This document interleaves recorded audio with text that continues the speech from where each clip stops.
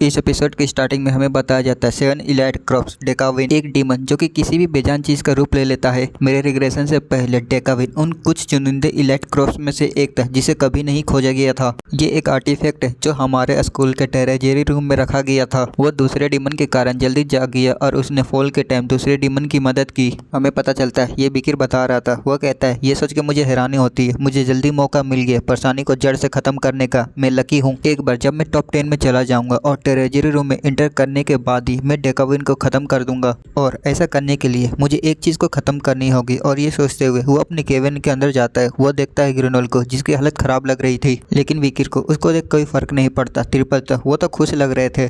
और इसी तरह उनका जर्नी चलते रहता है और लंबे सफ़र करने के बाद वो अपने डेस्टिनी तक पहुंच जाता है और सारे स्टूडेंट ट्रेन पे से उतर जाते हैं। यहाँ तक कि विकिर और उसके साथ भी पहुंच जाता है। विकिर की नज़र अपने सामने वाली जगह पे ऊपर जाती है जो southern reason imperial dot small city होती है। और विकिर उस बड़े से टावर को देखता है और मनी मन कहता है कि तो यह है मैजिक टावर। उस लंबी और पतली टावर के ऊपर स्पेस मैजिक डाला गया है जिसे यहाँ के मैजिशियन भी समझ नहीं पाते। और ये भी कहा जाता है कि उसकी ऊंचाई और उसकी चौड़ाई को कोई नहीं समझ सकता। क्या हो सकता है कि ये एंड्रोमिलियस के इमोर्टल बैरियर के सिमिलर है। उतने में वहाँ पर मैजिक टावर के कुछ स्टूडेंट आ जाते हैं। एक बंदा कहता है काफी टाइम हो गया है, ये सोचना मुश्किल था। इस साल फिर से हम अपने अपने स्कूल के रिप्रेजेंटेटिव बन के मिलेंगे। हमें पहले रिप्रेजेंटेटिव के बारे में बताया जाता है, क्लोसेल एकेडमी का रिप्रेजेंटेटिव डोल्ड्रेस लुखोवादी। दूसरे के बारे में बताया जाता है, आई बुट कैम्प बिरांगियन का रिप्रेजेंटेटिव जुरासिको बरांगियन। तीसरे के बारे में बताया जाता है, वुमेन यूनिवर्सिटी का रिप्रेजेंटेटिव लब गॉड मेलिन। डोल्ड्रेस उनसे कहती है कि तुम सभी ठीक रहे होगे। मेलिन कहती है तुम लोग अभी भी नहीं बदले। जुरासियन कहता है पिछली बार मिले 1 साल भी नहीं हुआ है ना। चौथा जिसका नाम अभी भी पता नहीं चला, वो कहता है सच कहूँ तो 11 महीने 3 दिन 11 घंटे 33 मिनट और 12 सेकंड हुआ है। जुरासिको कहता है कि ओ स्मार्टी फैन, तुम्हारा नाम अभी भी मजेदार लग रहा है। स्मार्टी फैन कहता है कि किसी मस्कुलर हेड के लिए ये नाम समझना मुश्किल है। और हमें यहाँ इसका नाम बताया जाता है, मैजिक टावर का representative arrogant smarty pant. Bianca ये जान अजीब से शक्ल बनाते हुए कहती कि क्या उस आदमी का नाम एरोगेंट स्मार्टी पैंट है। सिंकिया बताती है मैजिक टावर में एक ट्रेडिशनल है जहाँ सीनियर्स अपने जूनियर्स का एक नाम देते हैं, इसलिए मैंने मैजिक टावर जाने का आइडिया छोड़ दिया क्योंकि वो मेरा सॉफ्ट कोटेन नाम रखना चाहते थे। बियंका कहती है मैं श्योर हूँ कि उसका भी कोई रियल नाम होगा या ब्ला ब्ला ब्ला। मैं स्मार्टी पेन का रियल नाम के बारे में बताया जाता है जो कि बहुत लंबा चौड़ा होता है। मैं पैनल में दे दूंगा, तुम लोग देख लेना, बहुत लंबा चौड़ा है जो कि मुझे प्रोनाउंस नहीं होगा। पिगी उसका नाम बताता है लेकिन बियंका कहती है कि उसका एरोगेंट स्मार्टी पैंट ही ठीक है। पिगी उन्हें यह भी बताता है कि इसके अलावा वो सभी रिप्रेजेंटेटिव वो सबसे स्ट्रॉन्ग है। पिगी पहले वीरांगिया का रिप्रेजेंटेटिव जुरासिक के बारे में बताता है। जब वो फर्स्ट ईयर में था तो उसने 4th ईयर की क्लास को डिस्ट्रॉय कर दिया और उसने स्कूल पर दबदबा बना लिया। ऐसे भी रूमर है कि उसके ग्रैंड पेरेंट्स ली रूनोर माउंटेन पे रहने वाले थे। और दूसरी तरफ हमारी ग्रेट स्कूल की प्रेसिडेंट डोल्ड्रेस स्मार्टी पैंट्स के अगेन वो एक बार भी जीतने में कैपेबल नहीं थी। यूनी लीग के दौरान कहा जाता है कि उसमें ऐसा टैलेंट है, ग्रेजुएशन के बाद उसे मैजिक टावर का ऑफिशियल प्रोफेसर बना दिया जाएगा। उसका टारगेट है मैजिक टावर का सबसे कम एज में मास्टर बनना। लास्ट में है थेमिस्केरन की रिप्रेजेंटेटिव मेलिन, वो भी काबिल है, उसके पास दूसरों को अट्रैक्ट करने का स्किल है, इसलिए उसे थेमिस्केरन के जीनियस भी कहा जाता है। और साथ ही वो फेमस स्ट्रीट डांसर ग्रुप की डांसर भी है। मुझे लगता है कि इस साल की टूर्नामेंट में स्मार्टी पैंट और जुरासिको पहले और दूसरे स्थान के लिए लड़ेंगे और प्रेसिडेंट डोल्ड्रेस तीसरे स्थान और थेमिस्केरन की मेलिन वो चौथे स्थान पर रहेगी। इतनी सारी इंफॉर्मेशन सुन बियंका कहते हैं कि अफीगी आखिरकार तुम्हारे पास ये सारी इंफॉर्मेशन कहाँ से मिली। तभी सीन स्मार्टी पैंट की ओर जाता है। वो कहता है कि जबकि तुम सभी ने मैजिक टावर तक आने के लिए इतनी लंबी जर्नी जो की है, मैं तुम सभी को तुम्हारे कमरे तक छोड़ाऊंगा। सीन कट होता है कुछ देर बाद हम देखते हैं अपनी पहली टीम को जो कि वो कुछ देख के हैरान लग रही थी। वो कहती कि क्या हम सच में यहाँ पर रुकेंगे। और हमें उस जगह को दिखाया जाता है जो कि कोई विला से कम नहीं लग रहा था।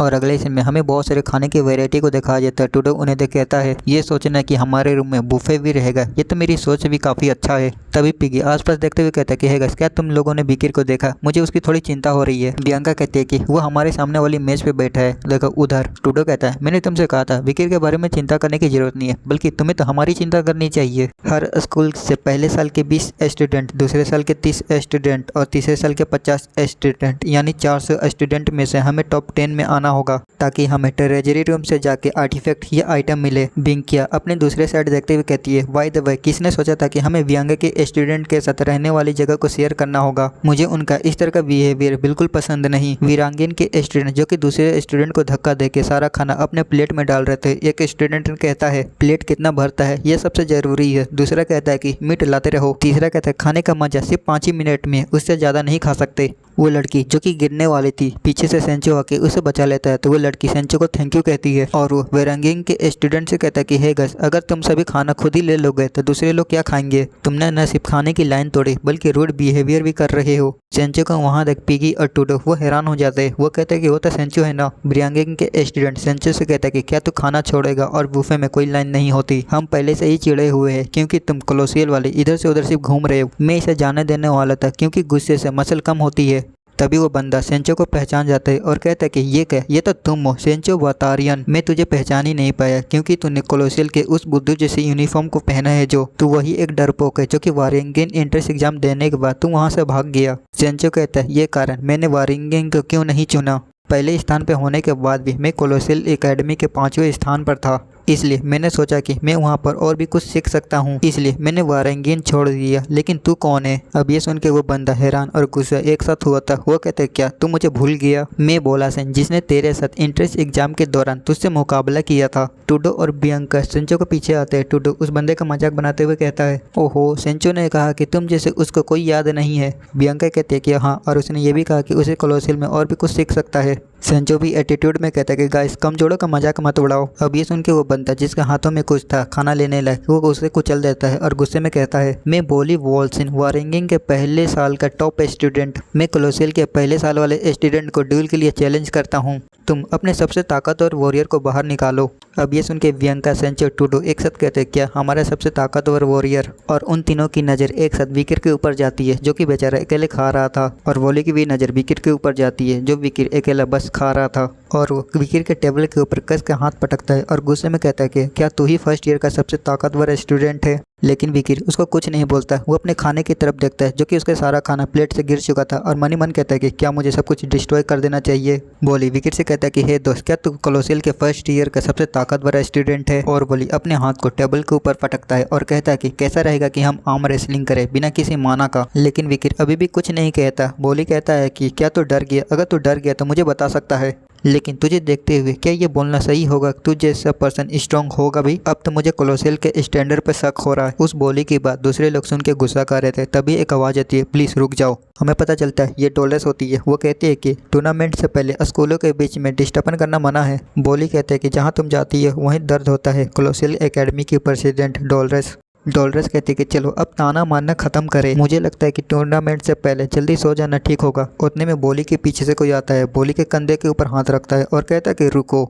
ये तो जोश से भरे नए स्टूडेंट के बीचों में छोटी मोटी बातें हैं। बोली भी उस बंदे को देखता है जो कि और कोई नहीं बल्कि उसी का साथी होता है मिस्टर जोरासिक, जो कि उसके स्कूल का प्रेसिडेंट होता है। वो प्रेसिडेंट कहता है कि मैं जोरासिक बार्कियन हूँ, कोलोसियल और वारंगिंग दोनों स्कूलों के प्रेसिडेंट। ये सब क्या चल रहा है। बोली ने वारंगिंग के पहले साल के स्टूडेंट होने के सम्मान और अपने नाम पर दांव लगा के एक ड्यूल का चैलेंज किया है। अब तुम क्या करोगे कोलोसियल के फर्स्ट ईयर के सबसे ताकतवर स्टूडेंट। तभी बीच में डॉलर्स आती है और कहते हैं कि मिस्टर जोरासिक, मैं समझ सकती हूँ कि तुम क्या कहना चाहते हो, लेकिन ना तो ना होता है। जोरासिक कहता है मेरे जूनियर को देखो, वो इतना जोश में आ गया है कि वो अपने पावर को प्रूव करना चाहता है। और उधर देखो, मेरा मानना है कि ये बात कोलोसियल के स्टूडेंट पर भी लागू होती है। सही कहा। सेंचो, टूडो, बियांका, विकी वो सारे गुस्से में उन्हीं की तरफ देख रहे होते हैं। डॉलर्स भी उन्हें देखती है, चूंकि काफ़ी गुस्से में लग रहे थे। वो उन्हें शांत करने की कोशिश करती है और अपने मन ही मन कहती है अगर मैं अपने अथॉरिटी का यूज करके उन्हें रोकने की कोशिश करूँ तो टूर्नामेंट शुरुआत होने से पहले फर्स्ट ईयर के स्टूडेंट का मोरल गिर सकता है, लेकिन स्टूडेंट को बचाना मेरी पहली प्रायोरिटी है। विकी को देखते जो कि उनकी ओर घूर के देख रहा था। जोरासिक कहता है क्या तुम्हें डर लग रहा है कि उसे चोट लग जाएगा। चिंता मत करो, बल्कि उस पर इजी जाएगा। विकिर बताता है जुरासिक वारकिरन मेरे रिग्रेशन से पहले मैनकाइंड में वो हीरो फ्रेंडली के साथ एलाइड फोर्स में था। वारंगियन में लड़ने के दौरान उसने 4th ईयर के स्टूडेंट के साथ लड़ाई की क्योंकि दूसरे लोग उसके पेरेंट में जंगल में जन्म लेने का मजाक उड़ाते थे, और यही लड़ाई उसकी जीत की शुरुआत बनी और उसी से वो अपने स्कूल पर छा गया और उसका एक कहानी बन गई। इसके बाद काफी स्टूडेंट ने उसके साथ एक गहरी एकता दिखाई। तब से उसे नीचे नहीं देखा गया बल्कि उसका सब एक्नॉलेज करते हैं। अब प्रेजेंट में देखते विकिर को, वो कहता है कि चलो करें, मैं आर्म रेसलिंग के लिए तैयार हूँ। जुरासिक कहता है कि बहुत अच्छा चॉइस, मुझे तुम्हारा शांत बिहेवियर पसंद आया। डोलेस विकिर से कहते हैं कि विकिर क्या तुम इसे ठीक रहोगे, लेकिन विकिर डोलेस के बातों के ऊपर ध्यान नहीं देता। मन ही मन कहता है मुझे इससे थोड़ी अटेंशन गेन होगी, लेकिन मैं छोटी छोटी अटेंशन को गेन करूंगा तो बड़ी पिक्चर को देखने से चूक जाऊंगा। और विकिर कहता है लेकिन मैं बल्ली से नहीं लड़ूंगा। और विकिर जुरासिक की तरफ इशारा करता है और कहता है कि मैं और तुम जुरासिक। अब ये सुन के तो वहाँ के सभी लोग हैरान हो जाते हैं, वो चिल्लाने लगते हैं। बल्ली गुस्सा करते हुए कहता है कि तेरा ओपोनेंट मैं हूँ, तेरी हिम्मत कैसी हुई मुझे धोखा देने की। लेकिन जुरासिक बल्ली को बीच में ही रोक देता है। बल्ली कहता है लेकिन प्रेसिडेंट। जुरासिक विकिर को देखते हुए कहता है तेरा हाव भाव देख के लग रहा है कि तू मजाक नहीं कर रहा। और जुरासिक आर्म रेसलिंग के लिए अपना हाथ बढ़ाता है और कहता है कि चल मैं तेरे चैलेंज को एक्सेप्ट करता हूँ। विकिर भी उसके साथ आर्म रेसलिंग करने के लिए तैयार हो जाते हैं। साइड से डोलेस बताती है विक्ट्री का डिसाइड होगा हार या जीत से, अगर किसी को चोट लगी तो इस मैच को तुरंत ही रोक दिया जाएगा। तो तुम दोनों तैयार हो तो इसे स्टार्ट करो। डोलेस के स्टार्ट बोलने के साथ ही जुरासिक वो कुछ नोटिस करता है और वो विकिर को हराने की कोशिश करने लगता है, लेकिन विकिर वो ऐसी थोड़ी हार मान जाएगा, जिसे जुरासिक वो थोड़ा और दम लगाता है, लेकिन विकिर टच से मस नहीं होता।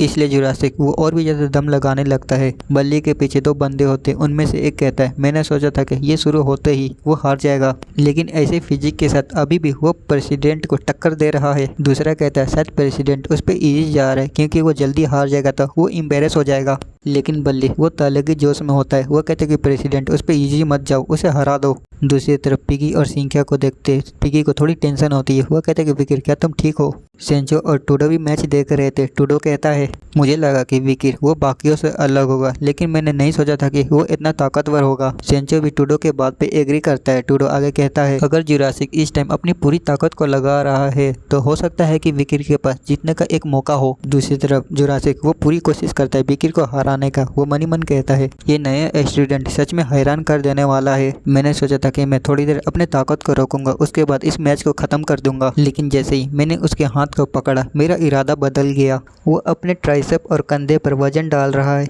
और उसने अपने हाथ की पोजीशन ऐसी रखी है वो अपने फोरआर्म्स की ताकत को पूरी तरह से यूज कर पाए। मेरी फिजिक भली उससे बड़ी है, लेकिन वो टेक्निक के मामले में वो एक अलग ही लेवल पर है। अगर मैं उसके टेक्निक को एक तरफ रख भी दूं तब भी ऐसा लग रहा है मैं कुछ स्टूपिड भरा काम कर रहा हूँ, जैसे कि जबरदस्ती एक बड़े पत्थर को खींचने की कोशिश कर रहा हूँ। और जुरासिक विकिर से कहते हैं कि तू अपनी पावर का यूज कर रहा है, क्या तू कोई एक्सपीरियंस वॉरियर है जिसने सब कुछ देखा है और समझा है, या कुछ और? ऐसा लग रहा है कि तेरे पास मेरे फादर जैसे डिग्निटी है, ये कैसे पॉसिबल है?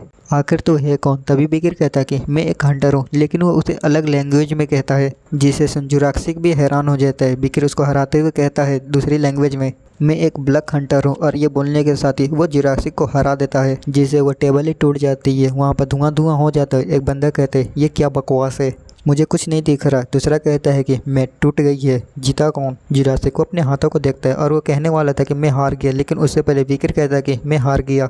और जैसे धुआं क्लियर होता है विकिर के साथी कहते हैं विकिर ये एक शानदार मैच था, भले ही तुम हार गए लेकिन तुमने बहुत अच्छा किया। कोई तीसरा कहता है मुझे यकीन नहीं हो रहा कि वो इतने टाइम तक टिका रहा। वारंगिंग के प्रेसिडेंट के अगेंस्ट वो अमेजिंग है। वारंगिंग के स्टूडेंट भी कहते हैं कि अब से हम कोलोसियल एकेडमी को नीचे नज़रों से नहीं देखेंगे। जुरासिक विकिर से दूसरी लैंग्वेज में कहता है तुमने कहा कि तुम जानबूझ के हार गए। जुरासिक विकिर की तरफ अपना हाथ बढ़ाता है और कहता है कि तुम फॉरेस्ट के प्राइड हो, ये मत भूलना। विकिर भी अपना हाथ उसे दे देता है। जुरासिक उसके हाथ को उठाते हुए कहता है ये बहुत अच्छा मैच था कोलोसियल। सेंचो कहता है कि हाँ ये एक मर्दाना मैच था। टूडो कहता है कि जुरासिक वो एक शांत लड़का है, अच्छे आदमी की तरह। पिगी भी कहते हैं मेरा दिल तो धड़क रहा है, मैं कल के मैच का इंतजार कर रहा हूँ। इसके साथ हमें बताया जाता है लड़कों में जितना जश क्यों न था, मुकाबले से एक रात पहले सब कुछ शांति से खत्म हो गया और फाइनली यूनिवर्सिटी लीग का ऑफिशियल दिन भी आ गया। और अगले सीन में हमें दिखाया जाता है मैजिक टावर का ऑपरेशन रूम, जहाँ पर दूसरे प्रोफेसर बैठे हुए थे। एक बूढ़ा प्रोफेसर कहता है कि हो ये होनर की बात है कि इस साल की टूर्नामेंट हमारी मैजिक टावर में किया जा रहा है। और हमें इसके बारे में बताया जाता है जो कि मैजिक टावर का टावर मास्टर होता है, और इसका नाम जान के कोई फायदा नहीं है क्योंकि मैं इसको टावर मास्टर ही कहने वाला हूँ। और हमें दो प्रोफेसर के बारे में बताया जाता है, एक थेमिस किरण की हेड मास्टर हिपोथोली होती है और तीसरा चीफ ऑफ वारंजियन वासियल। और लास्ट में कोलोसेल मार्शल एकेडमी का डिप्टी प्रिंसिपल वेंसी मॉर्ग। तभी टावर मास्टर सभी से कहता कि मैं तुम सभी को थैंक यू कहना चाहता हूँ क्योंकि इतनी दूर से तुम ट्रेवल करके आए। हेड मास्टर हिप्पोलिट कहती है चाहे मैं कितनी बार भी टावर मैजिक के स्पेस आई को देखूं, मैं हमेशा इसे देख मोहित हो जाती हूँ। वासियल कहता है कि इसके साथ ही हम सभी स्टूडेंट को इसमें देख सकते हैं। टावर मास्टर कहता है कि हा तुमने सही कहा, हम देख सकते हैं कि सभी 400 स्टूडेंट क्या कर रहे हैं। इस साल की ये सर्वाइवल कंपटीशन मैप है ली रूज ले नॉर माउंटेन। मैं सोच रहा हूँ कि सभी स्टूडेंट ऐसे डरावने जगह पर कैसे जिंदा रहेंगे। क्या तुम सभी ये जानने के लिए क्यूरियस नहीं हो? और इसी के साथ ये वीडियो यहीं खत्म होता है। अब हम अगले वीडियो में मिलेंगे जो कि कल आएगी। अगर तुम्हें 22 से 23 मिनट का वीडियो चाहिए तो वो 2 दिन के ही अंदर आ जाएगी, लेकिन अगर तुम्हें 1 घंटे का वीडियो चाहिए तो मैं कोई गारंटी नहीं दे सकता। 1 घंटे की वीडियो सोच के ही उसे बनाने का मन नहीं करता। अगर तुम्हें रेगुलर बेसिस पे वीडियो चाहिए तो मैं ला सकता हूँ, कमेंट करके बता देना।